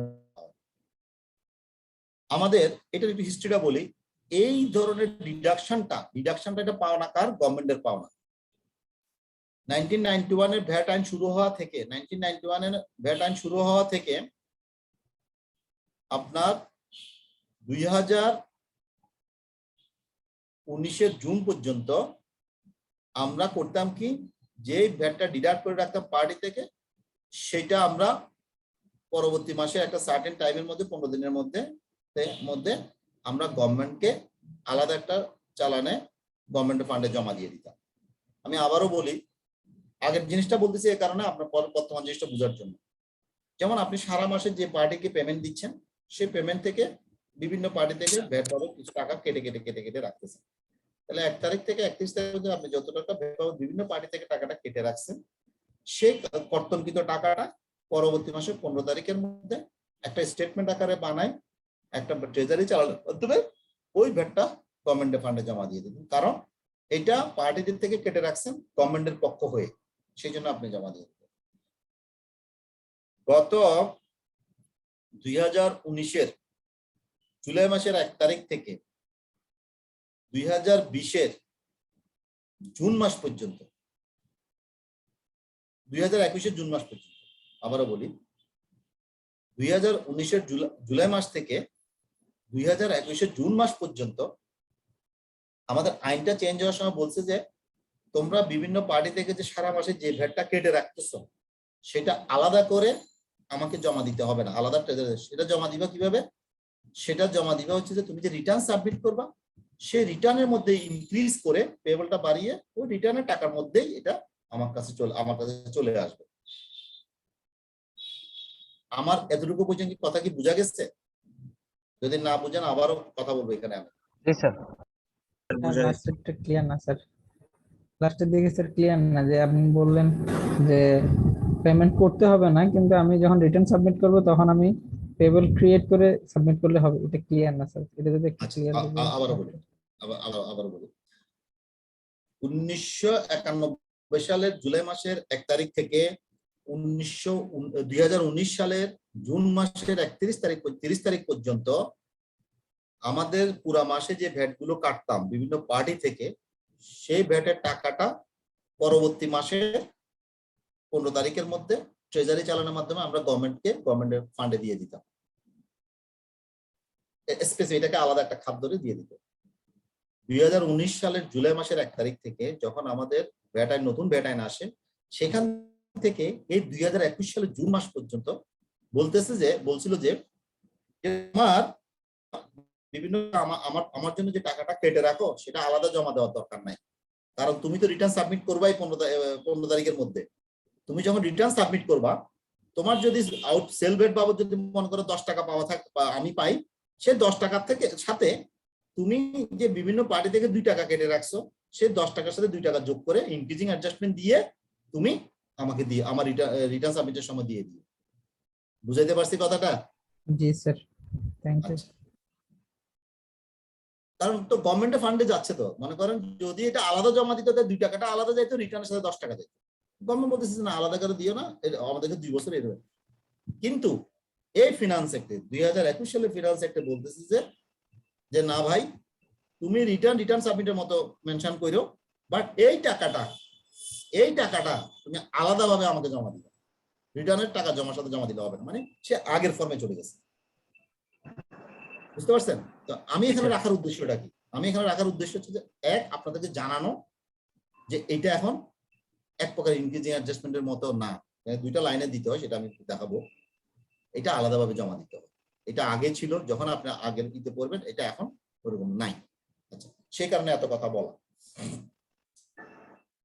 If any payment not through the banking channel, আমরা একটা কথা বলছি, যদি আপনি কোনো ব্যাংকিং চ্যানেলের মাধ্যমে যদি আপনি রিটার্ন সাবমিট না করেন, ব্যাংকিং চ্যানেলের মাধ্যমে যদি কোনো পেমেন্ট না করেন, গত রেয়াতের ক্ষেত্রে আমরা বলছি, তাহলে ওইটার জন্য যে ভ্যাটটা আপনি ইনপুট ট্যাক্স ক্রেডিট নিছেন, সেটা আপনি ইনক্রিজিং অ্যাডজাস্টমেন্ট দিয়ে দিতে হবে। ক্লিয়ার? প্রাইভেট ইউজার সার্ভিস, আপনি মাল বিক্রি করলে, প্রোডাক্ট বিক্রি করলে না, আপনি কাস্টমার থেকে আপনি সেল ভ্যাট নিতে পারবেন। কিন্তু না, আপনি যে প্রোডাক্টটা বিক্রি করছেন সেটা আপনি নিজেই ইউজ করছেন, তা আপনি তো নিজে তো আর পেমেন্ট দিবেন না, কিন্তু ভ্যাটের টাকা ভ্যাটকে দিয়ে দিতে হবে। আমি এখানে একটা কথা বলি আপনাদেরকে, এই জায়গাটাতে অনেক সময় দেখা যায় আমরা মনে করেন আপনি একটা প্রোডাক্ট তৈরি করেন, সে আপনি সেটা সিরামিক হোক, কসমেটিক্স হোক, যেটাই হোক, আপনি নিজের পার্সোনাল ইউজের জন্য আপনি কিছু প্রোডাক্ট আপনি নিয়ে আসছেন, তো এটার জন্য তো আপনি পেমেন্ট দিবেন না, কিন্তু আপনি এবং এটার জন্য কোনো আউটপুট ভ্যাট রেডি হয় নাই, কিন্তু গভর্নমেন্ট বলে দিছে তুমি যদি এই মালটা বাইরে বিক্রি করতে তাহলে তো আমি এটা টাকা এটার এগেইনস্ট আমি ভ্যাট পাইতাম, কিন্তু তুমি পার্সোনাল ইউজের কারণে আমি পাচ্ছি না, সেটা হবে না। তুমি যদি প্রাইভেটও ইউজ করো, পার্সোনাল কাজও তোমার প্রোডাক্ট ইউজ করো, সে প্রোডাক্টের যে ভ্যাটটা আসার কথা সে ভ্যাটটা আমাকে দিয়ে দিবা, সে দেওয়ার জন্য আপনি সেটা ইনক্রিজিং অ্যাডজাস্টমেন্ট দিয়ে গভর্নমেন্টের কাছে গভর্নমেন্টের পাওনার পরিমাণ বাড়াই দিবেন। Due to VAT rate increase, আপনি একসময় ভ্যাট রেট যে সকল কারণে আপনি হয়েছে ভ্যাট রেট ইনক্রিজ করার কারণে আপনার ভ্যাটের পেয়েবল বাড়তে পারে। Any interest payment of fine applicable, মনে করেন আপনার যদি কোনো একটা নন কমপ্লায়েন্স এখানে আপনার উপর ইন্টারেস্ট অ্যাপ্লিকেবল হয়েছে, কোনো একটা নন কমপ্লায়েন্সের জন্য আপনার উপর ফাইন অ্যাপ্লিকেবল হয়েছে, আপনাকে কোনো ফি দিতে হবে, সেই ক্ষেত্রে সেই পেমেন্ট গুলো আপনি ইনক্রিজিং অ্যাডজাস্টমেন্টের মাধ্যমে আপনি গভর্নমেন্টের ফান্ডে দিয়ে দিবেন। এনি আদার স্পেসিফিক রিজনের কারণে যদি অন্য কোনো কারণে গভর্নমেন্টের পাওনার পরিমাণ যদি বাড়াতে হয় তাহলে আপনি ইনক্রিজিং অ্যাডজাস্টমেন্ট দিবেন। আমি কি বুঝাইতে পারছি? সেকেন্ড যেটা পয়েন্ট ছিল private use of goods or services, G sir আমি সেক্ষেত্রে গুডস এর কস্টটা নির্ধারণ করতে পারবো, কিন্তু সার্ভিসের কস্টটা কিভাবে?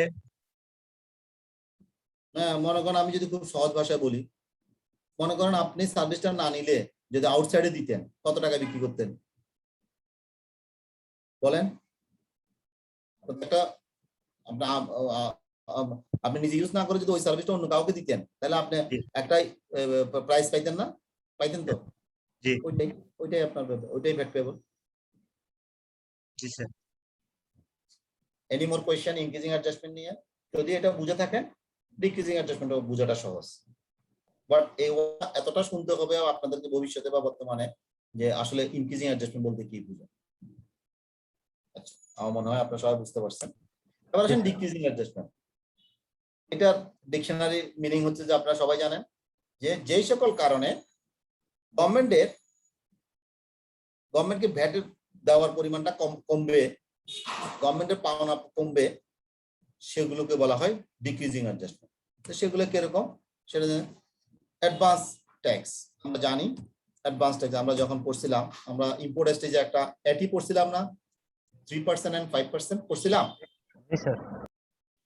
ওই জিনিসটা আমি যখন ওখানে বলছেন হ্যাঁ এটা রিবেট পাবেন, এটা কমাইতে পারেন, তাইলে ওই যে দিয়ে আসছেন আপনি আগে 3% আগে দিয়ে আসছেন, সে দেওয়ার কারণে এখন আপনি সেটা বাদ দিতে পারবেন। এটাও এক প্রকার ক্রেডিট নেওয়া। ডিক্রিজিং অ্যাডজাস্টমেন্ট এক প্রকার ক্রেডিট নেওয়া। দ্যাট মিনস ইনক্রিজিং অ্যাডজাস্টমেন্ট হচ্ছে যে আউটপুট ছাড়া অন্য যে কোনো কারণে আপনার গভর্নমেন্টের পাওনার পরিমাণ বাড়লে সেটা ইনক্রিজিং অ্যাডজাস্টমেন্ট। ডিক্রিজিং অ্যাডজাস্টমেন্ট হচ্ছে যে ইনপুটের পার্ট ছাড়া অন্য যে সকল কারণে গভর্নমেন্টের পাওনার পরিমাণ কমবে, গভর্নমেন্টকে টাকা দেওয়ার পরিমাণ কমাবেন, সেই সকল হচ্ছে যে ডিক্রিজিং অ্যাডজাস্টমেন্ট। যেমন দেখেন অ্যাডভান্স ট্যাক্স, তাই না? ওখানে আমরা দুইটা ভ্যাট দিয়ে আসি ইম্পোর্ট স্টেজে, কিরকম? একটা হচ্ছে 15% আর একটা হচ্ছে যে 3% অথবা 5%। 15% আপনি রিবেট নেবেন হচ্ছে যে ইনপুট পার্টে, সেটা ডিক্রিজিং অ্যাডজাস্টমেন্ট না। কিন্তু অ্যাডভান্স ট্যাক্স এটি যেটা দিচ্ছেন সেটা হচ্ছে যে ডিক্রিজিং অ্যাডজাস্টমেন্ট। ক্লিয়ার? কনসেপ্টটা ক্লিয়ার রাখেন। ইম্পোর্ট স্টেজে আপনি একটা 15% দিয়ে আসতেছেন, একটা 3% দিয়ে আসতেছেন। 15% কিন্তু ডিক্রিজিং অ্যাডজাস্টমেন্ট হবে না, সেটা ইনপুট ট্যাক্স ক্রেডিট নেবেন, রিবেট নেবেন।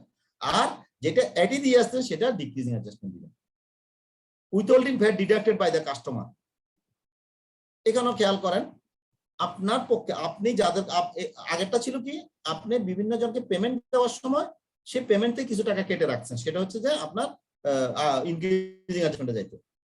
এখন হচ্ছে যে আপনি প্রোডাক্ট বিভিন্ন জনকে সার্ভিস দিচ্ছেন, আপনার বিভিন্ন প্রোডাক্ট সার্ভিস দিয়ে সাপ্লাই, ওই যারা আপনার কাস্টমার যারা আপনাদেরকে পেমেন্টটা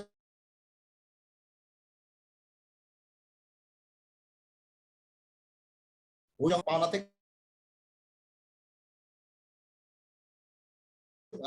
ফর ইস্যুইং ক্রেডিট নোট।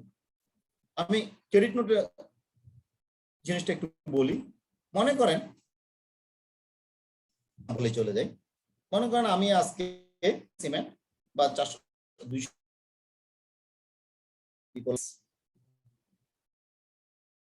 বিক্রি করার দিন পরে বা 1 মাস পরে বা পরবর্তী ট্যাক্স পিরিয়ডে আমার ওইখান থেকে মালগুলো ফেরত যে কোনো কারণে হইতে পারে, কোয়ালিটি না এনশিওর না হওয়ার জন্য, অন্য যে কোনো কারণে, প্রাইসিং এর কারণে ফেরত আসছে, তাহলে ফেরত আসলে আমি ক্রেডিট নোট ইস্যু করবো। তাহলে আমি যে ওই যে আউটপুট ট্যাক্স যে ভ্যাটটা বার দিছিলাম, তাহলে তো আমার তো এখন এটা সেল হয় নাই, তাহলে এটা ডিডাক্ট করবেন কেমন? সেটা ডিডাক্ট করবেন, ডিক্রিজিং অ্যাডজাস্টমেন্ট দিবেন। এই ক্রেডিট নোটের মাধ্যমে যদি কোনো আপনি ডিক্রিজিং হয় সেটা এখানে আপনি ডিক্রিজিং অ্যাডজাস্টমেন্টের মাধ্যমে আপনাকে সেটা করতে হবে। অ্যানুয়াল রিক্যালকুলেশন অফ অডিট, হ্যাঁ, এখানে এই জিনিসটা আসলে আমার আইনে আছে, আমি আগে বুঝাই বলি জিনিসটা। অ্যানুয়াল মনে করেন আপনার যখন অডিট হয়েছে, আপনি যখন রিটার্ন সাবমিট করছেন, রিটার্ন সাবমিটের পরবর্তীতে দেখা যাচ্ছে সেই রিটার্নে রিক্যালকুলেট করতে গিয়ে দেখা যাচ্ছে আপনি বেশি ভ্যাট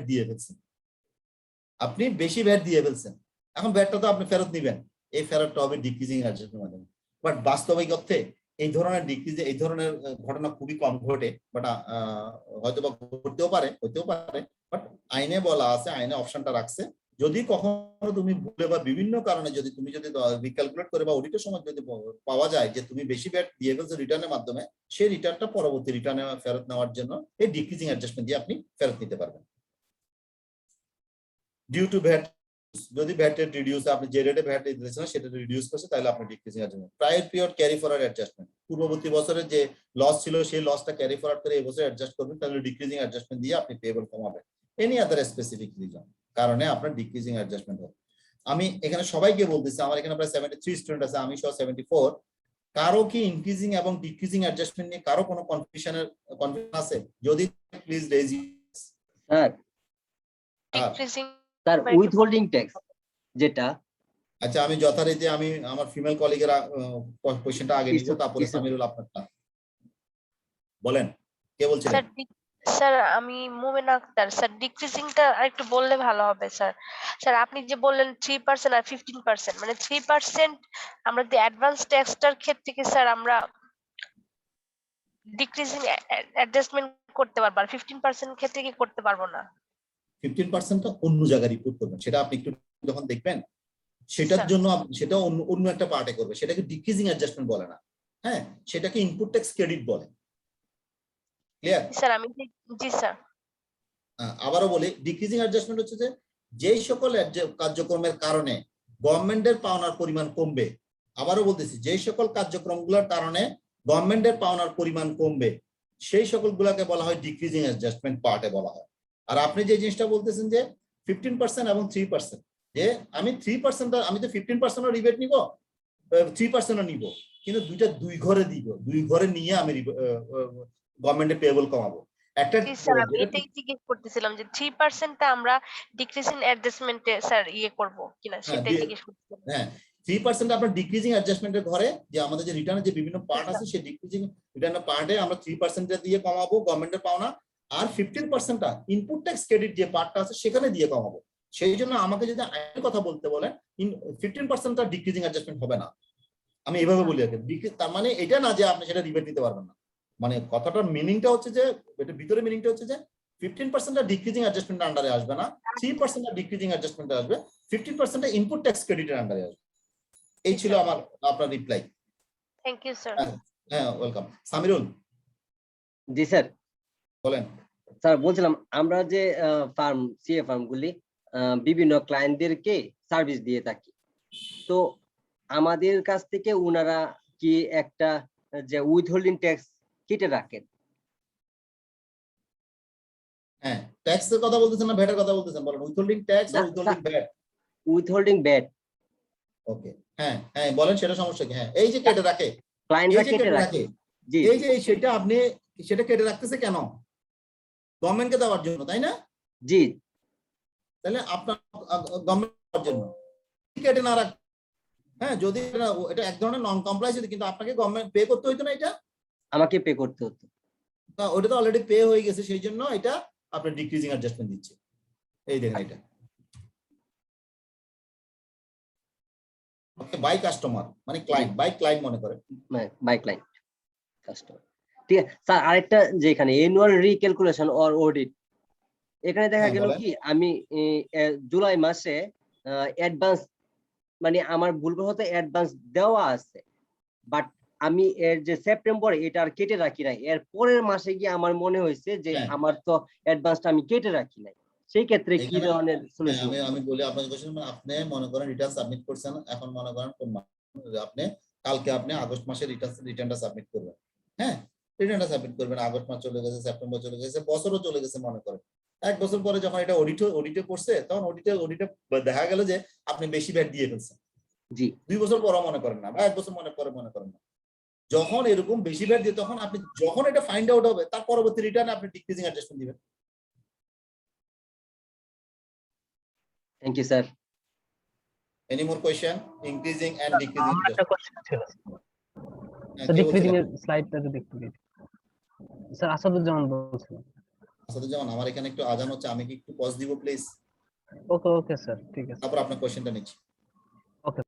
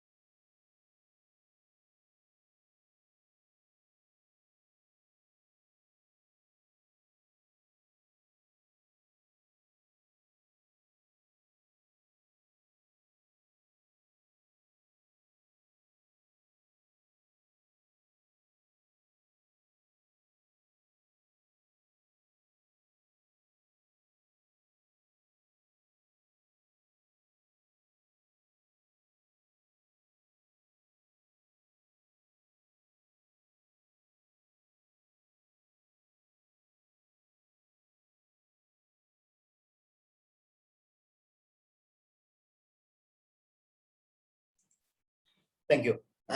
আচ্ছা, কোশ্চেনটা ছিল কি বলেন তো? জি স্যার, আমার ছিল স্যার, সচরাচর তো এমন হয় যে লতে আমাদের আগেই বলে দেওয়া থাকে যে কোন পারপাসে ভ্যাট রেটটা কি রকম হবে। স্যার সেক্ষেত্রে এখানে একটা ক্লজ আছে যে due to VAT rate reduce. Sir বিষয়টা কি এমন যে আমার কোনো একটা আইন নতুন করে পাস হয়েছে যেটার ইমপ্লিমেন্টেশন আমার প্রিভিয়াস কোনো ইয়ার বা হতে মান্থে পারে, হয়েছে, যার হতে কারণে পারে, আমি ইয়েস, ইয়েস, এই ডিক্রিজিং অ্যাডজাস্টমেন্টটা দেব, কারণ হচ্ছে যে আমি আগে অলরেডি বেশি দিয়ে এসেছি। বিষয়টা কি বেশি দিয়ে এরকম? দিয়েছে। জি, ইয়েস, মানে অনেক সময় আইন চেঞ্জ হইতে পারে, রেট চেঞ্জ হইতে পারে, হ্যাঁ, অথবা আপনিও ভুলে করতে পারেন যে এত রেটে দিয়ে দিচ্ছেন কিন্তু আসলে বাস্তবে এত রেটে হবে, সেটাও হবে due to VAT rate reduce. জি স্যার, থ্যাংক ইউ। ওকে, আমরা মোটামুটি নিছি ইনক্রিজিং অ্যাডজাস্টমেন্ট এবং ডিক্রিজিং অ্যাডজাস্টমেন্ট নিয়ে আমরা মোটামুটি খারাপ কোনো এই ভালোই রেসপন্স পাইছি, চেষ্টা করছি আপনাদের ডিটেইলস। আচ্ছা, এখন আসেন আমরা চলে যাচ্ছি রিটার্নটা আসলে কি, এবং আমি একটা 9.1 একটা রেজিস্টার্ড পারসনের একটা রিটার্নের ভিতরে এতটুকু বলে রাখি, রিটার্নের টোটাল 11টা পার্ট। রিটার্নের টোটাল 11টা আর 13টা পার্ট। আমি একটু জাস্ট দেখে বলি একটা মিনিট।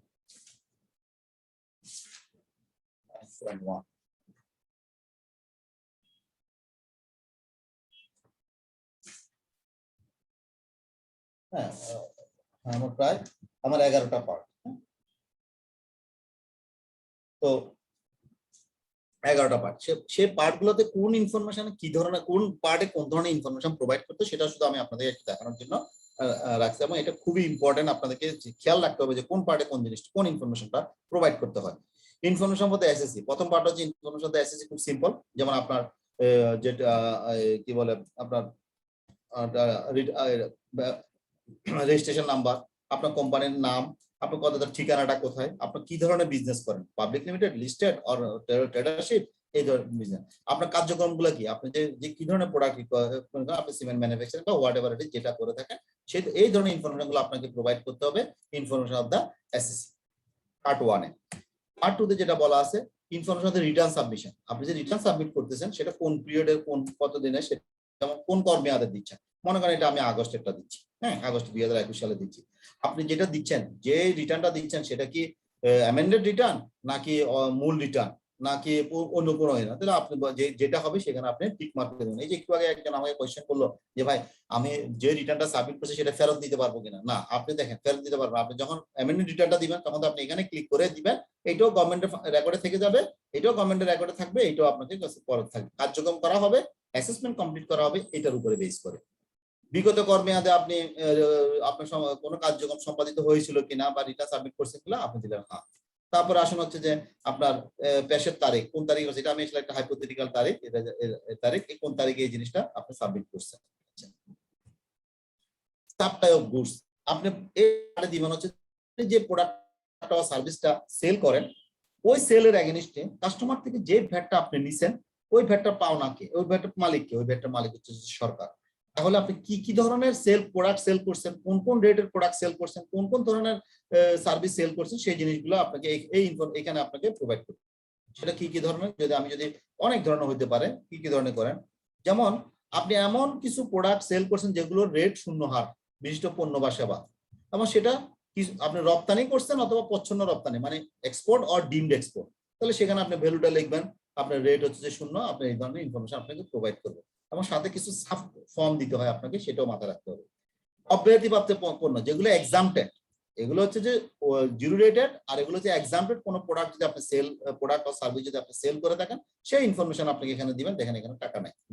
আচ্ছা, আদর্শ হারের পণ্য সেবা, আদর্শ হার বলতে কি বুঝি, জানি আমরা কি আদর্শ হার বলতে কোনটা? 15%। Yes, 15% স্ট্যান্ডার্ড ভ্যাট রেট, 15%, মানে 15% স্ট্যান্ডার্ড ভ্যাট রেটের প্রোডাক্ট সেল কোনগুলো, সেগুলো সেইখানে ভ্যাট কত আসতেছে, কত টাকার প্রোডাক্ট সেল করছেন, কত টাকার ভ্যাট আসছে, সেগুলো এইখানে ইনফরমেশনটা দিবেন। সর্বোচ্চ খুচরা মূল্যভিত্তিক পণ্য, হ্যাঁ যদি কোনো খুচরা মূল্যভিত্তিক পণ্য, এটা পুরোপুরি আমি আসলে ক্লিয়ারও না, এটা পণ্য হলে সেটা জিনিসটা। তারপর আছে সুনির্দিষ্ট ভিত্তিক, মনে করেন যে আদর্শ কর ছাড়া রিডাকশন রেটে যদি ব্যতীত অন্য কোনো বা সুনির্দিষ্ট কর, এটা সুনির্দিষ্ট কর যদি থাকে সেটা, আর আদর্শ কর ব্যতীত যেটা থাকবে সেটা, এটাও খুব একটা এক্সাম্পল আমার এটা পড়ে না, বাট মাথা আপনাদের শুধু খেয়াল রাখেন, এটা হচ্ছে যে স্ট্যান্ডার্ড রেটের জন্য, আর হচ্ছে যে স্ট্যান্ডার্ড রেটের বাইরে যদি কোনো অন্য রেটে যদি আপনি রিডাকশন করেন তাহলে সেই ধরনের পণ্যগুলো যদি করে থাকেন আপনাকে এটা এখানে ইনফরমেশনটাকে দিতে হবে। আপনি যদি অন্য কোনো পাইকারি খুচরা বেচা করে থাকেন সেই ধরনের ইনফরমেশন দিতে হবে। এই জায়গাতে আপনি দেওয়ার পর মানে সোজা কথা হচ্ছে যে this is called the output tax. Keep in mind that is product sale or service sale related যে ভ্যাট গুলো আপনি কাস্টমার থেকে কালেক্ট করে থাকেন সেই ভ্যাটটা দেওয়ার জন্য এই এই পার্টে আপনাকে আপনি প্রোভাইড করবেন। আচ্ছা, তারপর আসেন ইনপুট ট্যাক্স। ইনপুট ট্যাক্স কি? এই আউটপুট ট্যাক্সটা তৈরি করার, আউটপুট প্রোডাক্টটা তৈরি করার জন্য আপনি যে র মেটেরিয়াল পারচেজ করছেন এবং যে ফিনিশ গুডস তৈরি করার জন্য যত ধরনের ইনপুট আপনি দিয়েছেন সেই ইনপুটে যে ভ্যাট গুলো দিয়ে আসছেন ট্যাক্স গুলো সেগুলো আপনি এখন রিবেট নেওয়ার জন্য যে ঘরটা সেটা হচ্ছে যে এটা। সেখানেও ঠিক সেম শূন্য হার বিশিষ্ট পণ্য বা সেবা যদি স্থানীয় পর্যায়ে হয়, আমদানি পর্যায়ে হয় সেগুলো।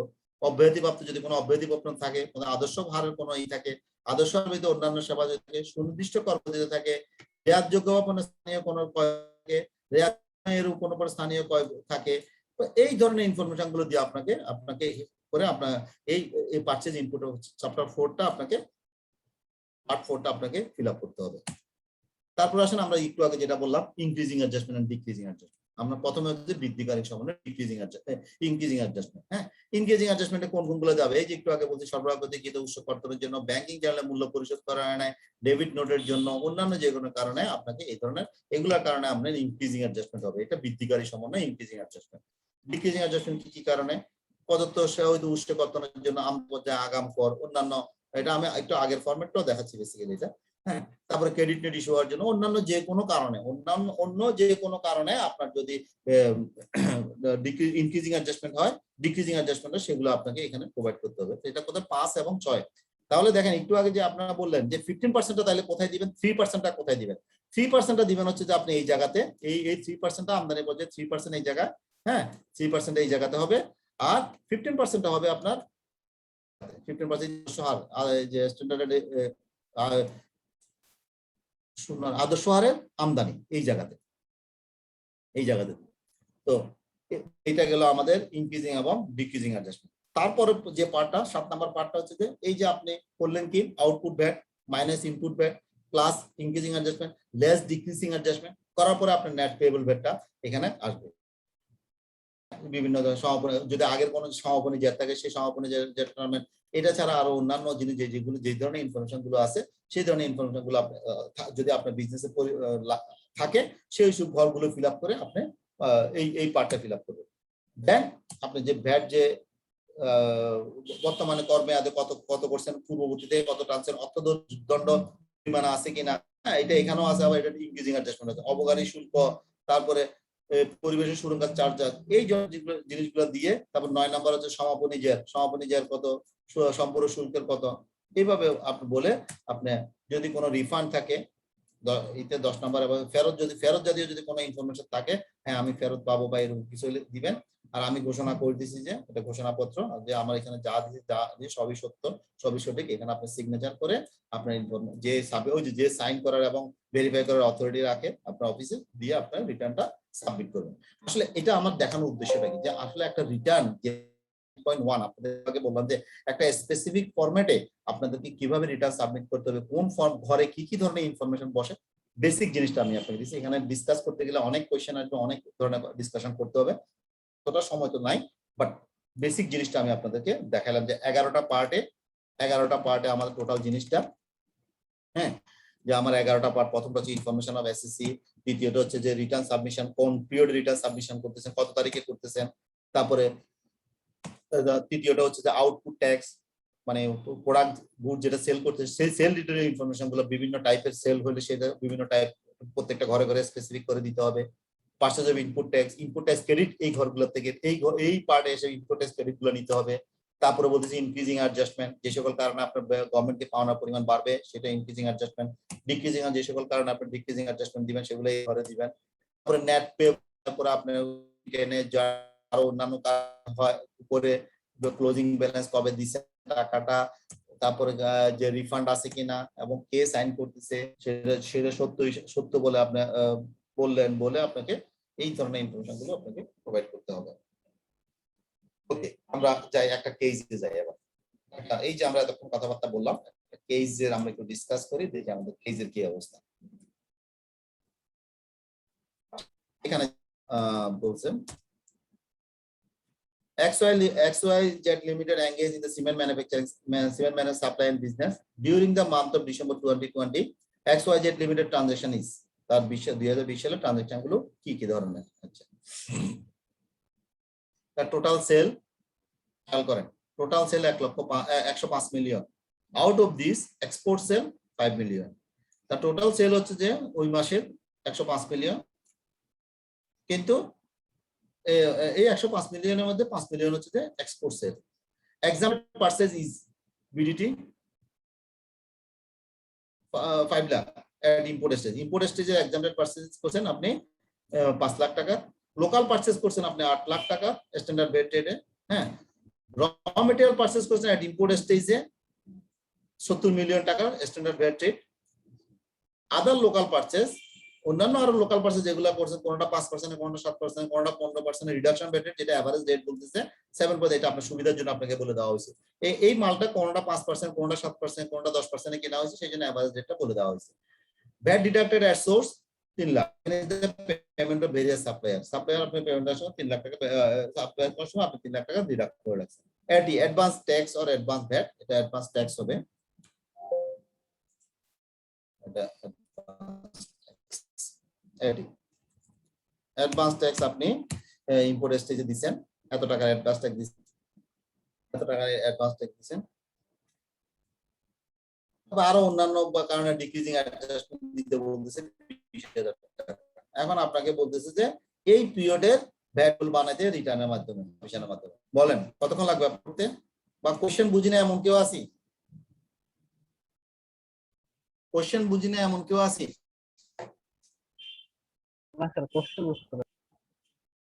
কোশ্চেন বুঝছি। আচ্ছা, তাহলে দেখেন আমার, যদি আমি এই জিনিসটা একটু দেখেন,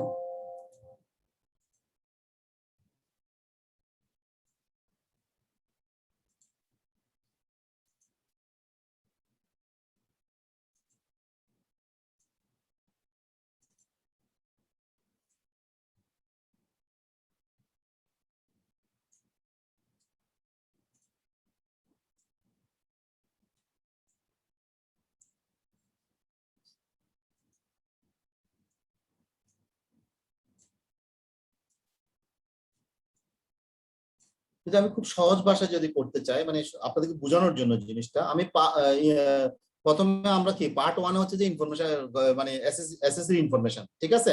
সেকেন্ড ইতে হচ্ছে যে কোন মাসের জন্য আমরা করতেছি ট্যাক্স পেড, আমি সেটাতে যাচ্ছি না। পার্ট 3 তে কি আছে? পার্ট 3 তে হচ্ছে যে কি আউটপুট ট্যাক্স, তাই না?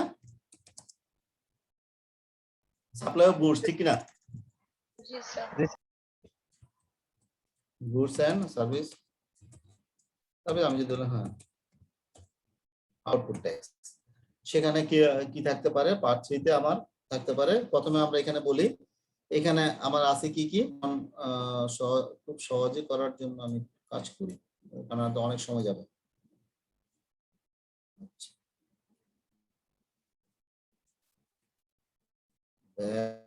রেট ভ্যালু, সরি ভ্যালু,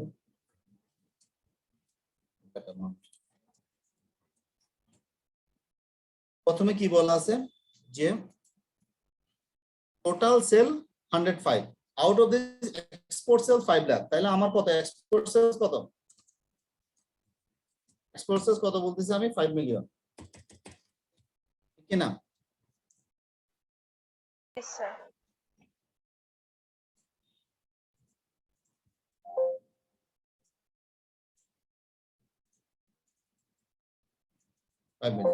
আচ্ছা, এক্সপোর্ট সেলস এর কোনো রেট হবে? এক্সপোর্ট সেলস এর কি হবে?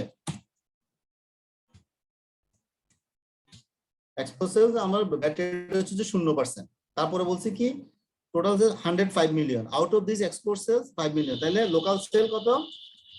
100 মিলিয়ন। লোকাল সেলস আমার 100 মিলিয়ন।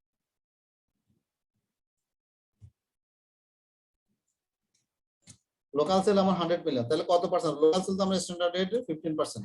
15%। হ্যাঁ 15%। তাহলে আমার আউটপুট ভ্যাট কত দাঁড়াইলো বলেন? আমার আউটপুট ভ্যাট দাঁড়াইলো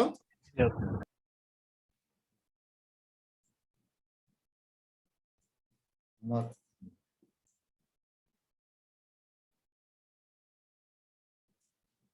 এত টাকা। আচ্ছা, এরপর আমরা পার্ট 4 এ কি দিতাম বলতে পারবেন? পার্ট 4 এ হচ্ছে যে আমার পারচেজ আর ইনপুট, জি স্যার। ইনপুট ট্যাক্স ক্রেডিট নিব আমি, ইনপুট ট্যাক্স। হ্যাঁ, এটা কি কি আছে? exempted purchase 5 lakh at import stage. Purchase import stage কত টাকা? 5 লাখ। এটা তো exempted বলেই দিছে, এখানে তার কিছু বলার নাই, ঠিক না?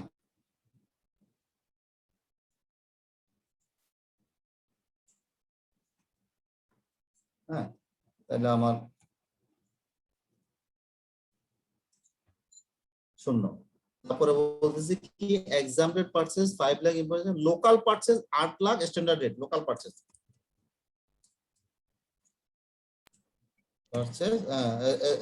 Standard rate, local purchase standard rate আমার কত টাকা? 8 লাখ টাকা,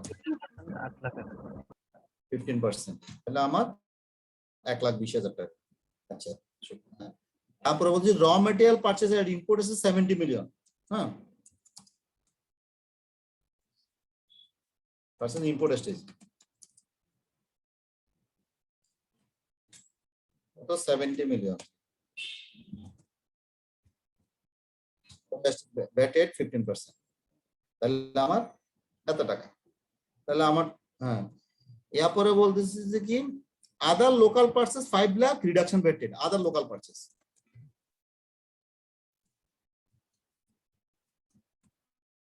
লোকাল কত টাকা? এখানে 5 লাখ, 5 মিলিয়ন,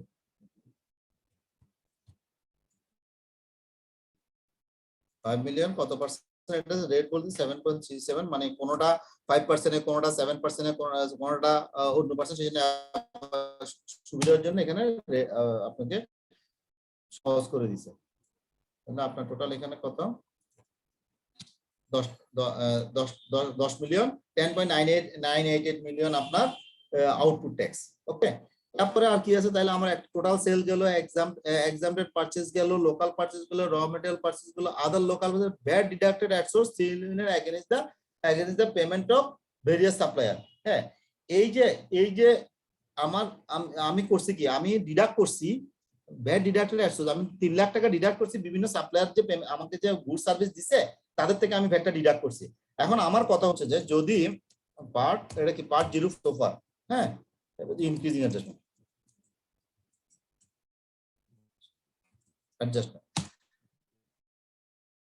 BDS from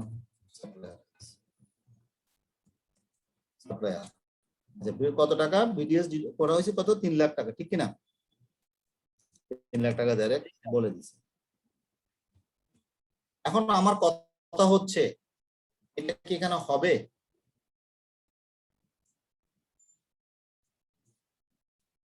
এটা কি এখানে হবে? এইটা এখানে হবে না স্যার। এটা কি রিটার্নের এখানে হবে? স্যার এখানে তো হবে না। কেন হবে না? এটা গভর্নমেন্টকে দিতে হবে না? স্যার হ্যাঁ, এখানে আমি একটা কথা বলে রাখি, আমি বলি যদি আপনাকে শুনেন, কথা বুঝেন, যদি রিটার্নে পেয়েবল কত শো করবেন এই কথাটা যদি বলা থাকে তাহলে এটা হবে না, কারণ আমরা তো এই ভ্যাটটা আগেই জমা দিয়ে দিব। এই ভ্যাটটা তো রিটার্নের আদার দেন রিটার্ন পয়েন্টে দিয়ে দিব, কারণ ওই যে বললাম না 1991 সালের 1 জুলাই থেকে 2019 সালের 30 জুন পর্যন্ত আমরা আলাদাভাবে জমা দিতাম। 1 জুলাই 2019 থেকে 2021 জুন পর্যন্ত আমরা রিটার্নের মাধ্যমে আমরা বৃদ্ধিকর ইনক্রিজিং অ্যাডজাস্টমেন্ট দিয়ে জমা দিতাম। তো এখন তো সে আইনটা নাই। যদি আপনাকে বলে যে গভর্নমেন্টে ভ্যাট পেয়েবল কত, এখানে আপনি একটা স্টার দিয়ে দিয়েন যে এখানে আপনি বলবেন যে এটা আপনি নোট দিয়ে দিবেন যে এটা আপনি নতুন ফিনান্স সেক্টর অনুযায়ী এটা আলাদা জমা দিচ্ছেন, নতুন ফিনান্স সেক্টর অনুযায়ী এটা আলাদা জমা দিচ্ছেন, এটা আলাদা হিসাবে কনসিডার করেন। তাহলে এখানে জাস্ট আপনি মেনশন করবেন বাস আপনি শূন্য দিয়ে দেবেন। আমি কি আমার কথাটা কি বুঝতে পারছি? জি স্যার, বুঝতে পারছি। পার্ট 06 জি, 06 কি স্যার। হচ্ছে যে ডিক্রিজিং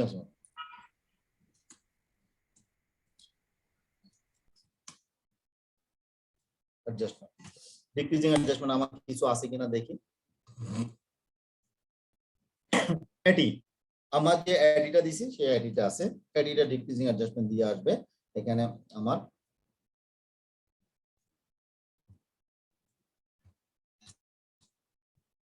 এটা আমার ডিক্রিজিং অ্যাডজাস্টমেন্ট দিয়ে 2 মিলিয়ন টাকা আমি এডি দিছি। আদার বলছে, আদার এটা বলে দিয়েছে, অন্যান্য কারণ হতে পারে, কারণটা আর মানে আদার, আদার হচ্ছে যে আমার 20,000 টাকা, 20,000 টাকা। তাহলে আমার সরি তাহলে 20,000 এটা ঠিক আছে। তাহলে আমার নেট পেবল কত? আমার যে পার 7 আমি নেট পেবল। তাহলে এখানে আমার ডিক্রিজিং অ্যাডজাস্টমেন্টের ক্ষেত্রে আরেকটা নোট দেওয়া দরকার না? বলেন কি? স্যার আমার ডিক্রিজিং অ্যাডজাস্টমেন্টের ক্ষেত্রে আরেকটা নোট দেওয়া দরকার না? আমি আপনার কোশ্চেন ডিক্রিজিং অ্যাডজাস্টমেন্টের ক্ষেত্রে স্যার আগে ইনক্রিজিং অ্যাডজাস্টমেন্টের ক্ষেত্রে যেরকমটা আমরা একটা নোট দিলাম যে আমরা হচ্ছে এটা জুলাই 2019 থেকে জুন 30 2021 পর্যন্ত এই টাইমের মধ্যে ধরে আমরা বলছি ভিডিএস, এখানে তো ভিডিএস নাই, এখানে তো ভিডিএস নাই ভাই, আপনি বুঝেন না, এখানে তো ভিডিএস নাই, এখানে ভিডিএস আছে, এটা তো এটি। ও সরি স্যার অ্যাডভান্স সরি। হ্যাঁ এবিসিডি। তাহলে আমার নেট পেবল কত? নেট পেবল দ্বারা আমি কি বলেন, A minus B plus C minus D, ঠিক কিনা? জি স্যার, ঠিক আছে স্যার। ঠিক কিনা বলেন? জি স্যার। জি স্যার ঠিক আছে। Minus B plus C, figure নাই থাকলে ফিগার হইতো মাইনাস ডি। তাহলে আপনার নেট পেবল হচ্ছে যে 19,91,500। কে বুঝি নাই বলেন? এখানে একটা কোনো সে আছে? আচ্ছা বুঝতে পারছি। ওকে, আমার এটা খুব সিম্পল, যে আমি আসলে বোঝানোর জন্য জিনিসটা বললাম, যে দেখাইলাম যে আসলে কিভাবে করতে হয় এই ধরনের আপনাদের কাছে জিনিস। তবে এখানে একটা নোটে দিয়ে দিবেন যে এটা আমি আলাদাভাবে সেই আমি পেবলে শো করি নাই। হ্যাঁ, পেবল আমি শো করি নাই, যেটা আমাদের আগের আইনে অনুযায়ী আমরা এটা পেবলে শো করতাম, মানে ইনক্রিজিং অ্যাডজাস্টমেন্ট দিতাম, তাহলে এটা সেখানে বেড়ে যেত। আচ্ছা, এটা গেল। তাহলে দেখেন আমার আনসারটা যদি দেখি, আনসারটা অলরেডি দেখা কিছু নাই, এটা আমি অলরেডি করে ফেলছি। হ্যাঁ, তাহলে দেখেন আপনাদের এই যদি হয়, এটা হচ্ছে যে আমার সাপ্লাই করছে 10,50,000 মিল সাইজ, এটা হ্যাঁ ফুড পার্ট ওয়েট নিচ্ছে স্টুডেন্ট, যেগুলো ইনক্রিজিং আমি করে দিছি, ডিক্রিজিং অ্যাডজাস্টমেন্ট এগুলো এই কারণে নেট পেবল হচ্ছে যেটা। তো সোজা কথা হচ্ছে যে এই হচ্ছে যে আমাদের একটা রিটার্নে কিভাবে অ্যাসেসমেন্ট কমপ্লিট করতে হয়, বা রিটার্নে কোন পার্টে কোন ইনফরমেশনটা দিতে হয়, রিটার্ন নিয়ে সোজা বেসিক আমি আপনাদেরকে চেষ্টা করছি আজকে এই কনসেপ্টটা দেওয়ার। আছে নো স্যার। আরো কোনো যদি কোশ্চেন থেকে করতে পারেন, কারো কোনো কোশ্চেন থাকলে করতে পারেন, একটা মিনিট।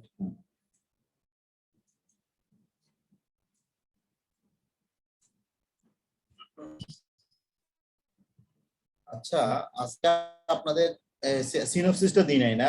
সিনপসিসটা পান নাই না? স্যার এটা পাই না না। স্যার। না স্যার। সিনপসিসটা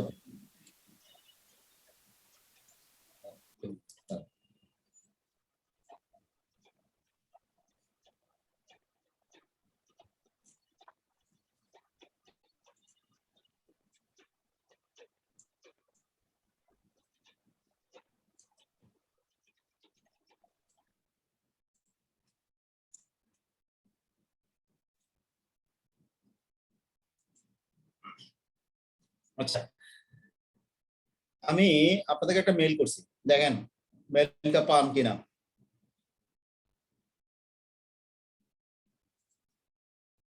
একটা মেইল জেনারেট করছি, পাইছেন? দেখেন তো।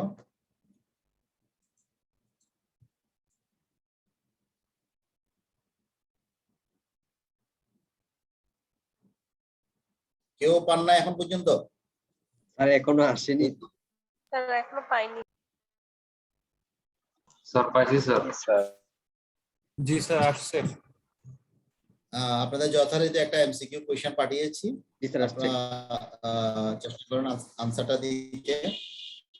যদি কোনো ভাই অথবা বোন যদি না পেয়ে থাকেন, ক্লাসের লিংক পেলে অবশ্যই পাইছেন, আমি সেখান থেকে ফরওয়ার্ড করছি।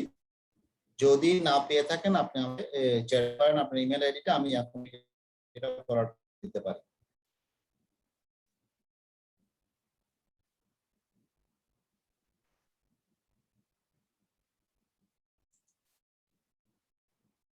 স্যার আমি পাই নাই, ওইটা বললো মনে ইমেল অ্যাড্রেস দিতে হবে। রাহুল শাহ।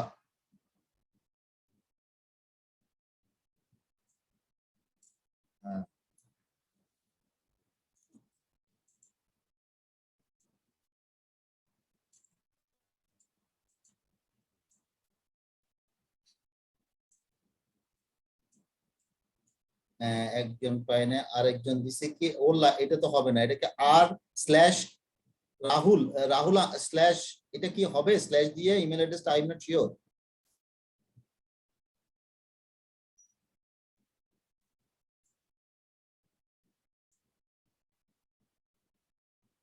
তাহলে দেখেন রাহুল, এটা কি দেখেন তো, আমি আপনার রাহুল আপনার স্ক্রিনে দেখেন এটা, ঠিক আছে রাহুল?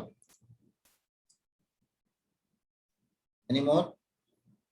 ওকে ইয়েস স্যার দিছে, তাহলে দিয়ে দিলাম। দিয়েছি স্যার। ওকে, আমার মনে হয় যদি কেউ না পেয়ে থাকেন দেখতে পারেন, আর যদি আপনারা পেয়ে থাকেন আপনারা ওই লিঙ্কটাতে গিয়ে দেখেন, একটা কোশ্চেন আনসার আছে অ্যাজ ইউজুয়াল আমার ফার্স্ট 2-3টা ক্লাসের মতো।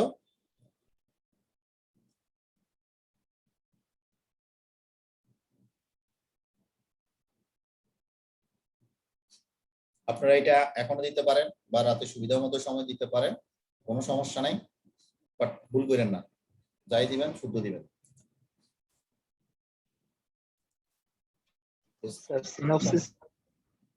সিনপসিস আমি স্ক্রিনটা এটা পাঠিয়ে দেব, সিনপসিস আসলে আমি দিয়ে দিবেন স্যার কাইন্ডলি। আমি গত ক্লাসও দিয়ে দিছি, পাইছিলেন সবাই? গত ক্লাসে স্লাইডগুলো দিয়ে দিছিলাম, পাইছিলেন? আর না এমন কেউ আছে? লাস্ট ক্লাসের গুলো পেয়েছি। পাইছিলাম স্যার সবগুলাই। আচ্ছা আজকে আমি এখন না হলো আমি কালকে সকালের মধ্যে দিয়ে দেব।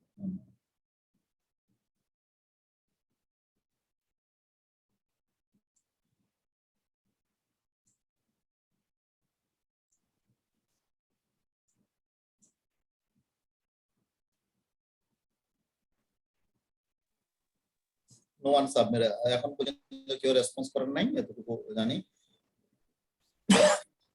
আচ্ছা ওকে ফাইন, সমস্যা নাই, আপনারা এটা পরেও দিতে পারবেন বা এখন দিতে পারবেন। আপনাদের যদি কারো কোনো কোশ্চেন থাকে, করতে পারেন। আগামী ক্লাসে আমি যে 2টা পার্ট নিয়ে আলাপ করব, সেটা হচ্ছে যে একটা হচ্ছে ক্যারি ফরওয়ার্ড, যে আমরা যে এই যে নেগেটিভ পেবল যদি হয়ে থাকে, যে গভর্নমেন্টের কাছে যদি আমি পাওনা হয়ে থাকি, তাহলে কখন কোন কেসে কোন ক্ষেত্রে আমি ক্যারি ফরওয়ার্ড করতে পারবো, কোন ফরম্যাটে করতে পারবো, সেই জিনিসটা নিয়ে আলাপ হবে নেক্সট ক্লাসে, carry forward and loss. And another one is the maintenance the form notation record. আমরা অনেক সময় কত ধরনের ফর্ম আছে, অনেক ধরনের ফর্ম আছে, তার ভিতরে আমাদের জন্য কিছু ইম্পর্টেন্ট ফর্ম আছে, যেমন এই যে আজকে রিটার্ন দেখলাম 9.1 9.2 এরকম, আমরা অনেক সময় বলি 6.1 6.3 পারচেজ রেজিস্টার ট্যাক্স ইনভয়েস। তো ওই ফর্মগুলো নিয়ে আমরা আলাপ করব, কোন ফর্মটা বলতে কি বোঝায়, কোন ফর্মে কি ধরনের ইনফরমেশন প্রোভাইড করতে হয়, সেই জিনিসটা নিয়ে আমাদের বেসিক আলাপ থাকবে। বেসিক্যালি আগামী ক্লাসে এই 2টা টপিকস নিয়ে আলাপ করব। আমি আপনাদেরকে আরেকটা জিনিস বলি, এখন অলরেডি 6টা ক্লাস হয়ে গেছে, আমরা কিন্তু আস্তে আস্তে ক্লোজিং এর দিকে যাচ্ছি, হয়তো আর 2টা ক্লাসের পরে একটা ক্লোজিং মোডে চলে যাব।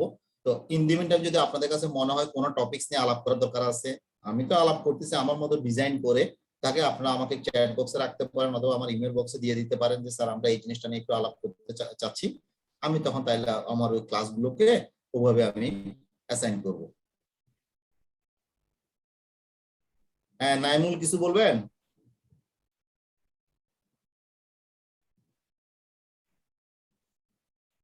ওকে, আর যদি কারো কোনো কোয়েশ্চেন না থাকে আমি তাহলে আজকের জন্য স্টপ করব।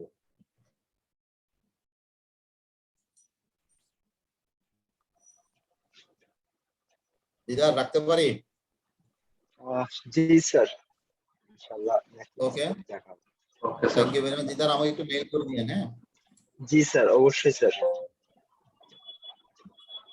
ওকে, ঠিক আছে, thank you very much, see you next আসসালামু আলাইকুম, ভালো থাকবেন। স্যার আসসালামু আলাইকুম স্যার। ক্লাস। ওয়ালাইকুম